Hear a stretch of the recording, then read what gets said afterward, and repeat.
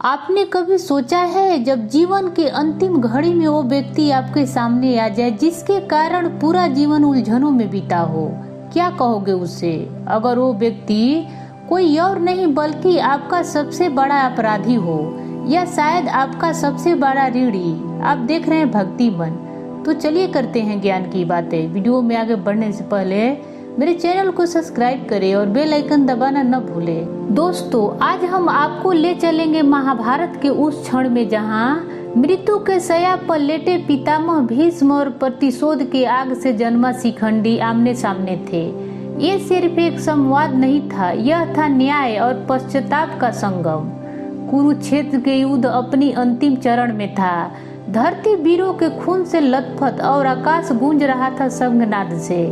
इस युद्ध में जब अर्जुन के बाणों से घायल होकर पितामह भीष्म धराशायी हुए तो उन्हें मृत्यु का वर्ण करने से कोई नहीं रोक सकता था, सिवाय स्वयं उनकी इच्छा शक्ति से। पितामह भीष्म जिनके वचनों में तप था, जिनकी आंखों में ज्ञान था और जिनकी प्रतिज्ञा ही उनका जीवन थी, वो अब बाणों के शैया पर पड़े अपने मृत्यु की प्रतीक्षा कर रहे थे। परंतु उनकी आत्मा अब भी बेचैन थी, अधूरी थी, क्योंकि एक प्रश्न, एक इतिहास अब भी उन्हें देख रहा था। तभी एक सौम्य किंतु कठोर स्वर गूंजा, कैसे हैं गंगा पुत्र? भीष्म ने धीरे धीरे आंखें खोली। उनके सामने खड़ा था शिखंडी, पर भीष्म की आंखों में वह अतीत उभर आया जहां वह कोई और नहीं, अम्बा थी। तुम आ ही गई, भीष्म ने धीमे स्वर में कहा। प्रणाम अम्बा। शिखंडी के आंखों में आंसू नहीं बल्कि इतिहास था। आपने मुझे पहचान लिया गंगा पुत्र? भीष्म बोले, कैसे भूल सकता हूँ? तुम वही हो जिसका जीवन मेरे एक निर्णय ने बदल दिया था। मैंने तुमसे तुम्हारा प्रेम छीन लिया, तुम्हारी असीमता, तुम्हारा भविष्य। शिखंडी के मन में प्रतिशोध का भावना धधक रहा था। उसने कहा, आपने सदा धर्म की बात की गंगा पुत्र, पर जब आपने मुझे काशी के सभा से बलपूर्वक उठाया तब कौन सा धर्म था वह? मैंने शल्य से प्रेम किया पर उन्होंने मुझे ठुकरा दिया, क्योंकि मैं भीष्म द्वारा जीती गई थी। जब मैंने आपसे विवाह का प्रस्ताव रखा तो आपने प्रतिज्ञा के आड़ ले ली। आपके कारण न स्त्री रही, न पुरुष, न जीवन रहा, न सम्मान। आखिर में मैंने आत्मदाह कर लिया और जन्म लिया शिखंडी के रूप में, आपसे प्रतिशोध लेने के लिए। शिखंडी के बातों में वर्षों का तप था और एक स्त्री का चीख। भीष्म के आंखों में आंसू बह निकला। अम्बा, मैंने जब तुम्हें उठाया तब मैं हस्तिनापुर के राजा के लिए कन्या ले जा रहा था।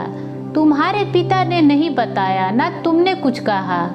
और जब तुमने विवाह के बात की तो मेरी प्रतिज्ञा, मेरे मरे हुए पिता को दिया गया वचन, वही मेरी बेड़िया बन गई। मैंने तुम्हारा अपमान नहीं चाहा था, परंतु अनजाने में मैंने अन्याय किया, जिसका बोझ मैं जीवन भर ढोता रहा। कुछ क्षण शांति छाई रही। तुम्हारा प्रतिशोध पूरा हुआ शिखंडी। अब मेरे हृदय का भार भी हल्का हुआ। अब मैं मृत्यु को गले लगा सकता हूँ। शिखंडी ने भीष्म के चरणों में सिर रख दिया और कहा, गंगा पुत्र, प्रतिशोध ने मेरी आंखें बंद कर दी थी। मैं आपका दर्द नहीं देख सका, बस अपना अपमान देखा। मुझे क्षमा करें। भीष्म ने उसके सिर पर हाथ रखा और कहा, तुम दोषी नहीं हो पुत्र। मैं ही अपने प्रतिज्ञाओं में इतना जकड़ा था कि सही और गलत का भान खो बैठा, पर आज मुझे मुक्त कर दिया। मैं स्वर्ग में जाकर अपने पूर्वजों के सामने सिर उठा सकूंगा।